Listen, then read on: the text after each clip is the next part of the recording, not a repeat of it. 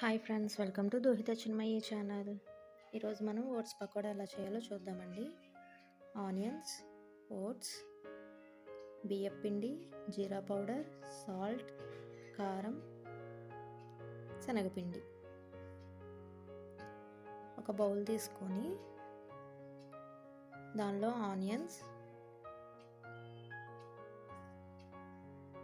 శనగపిండి, బియ్యం పిండి,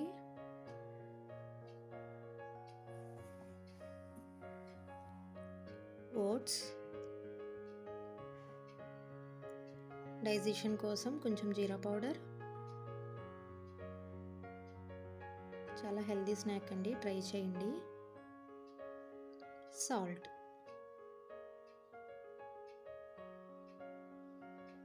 కారం.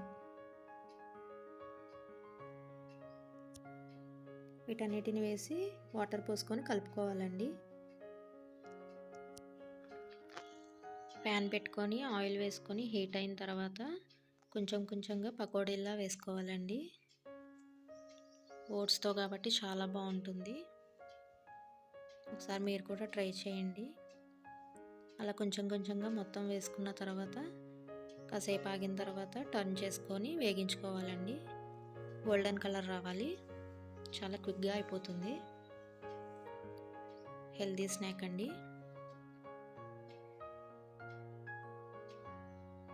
అలా మొత్తం వేగించుకోవాలి.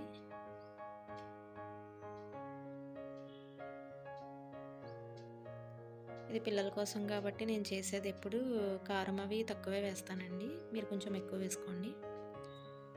వేగిన తర్వాత ఒక ప్లేట్లో టిష్యూ వేసుకొని ఆ పకోడీని టిష్యూ పేపర్లో వేసుకోవాలి.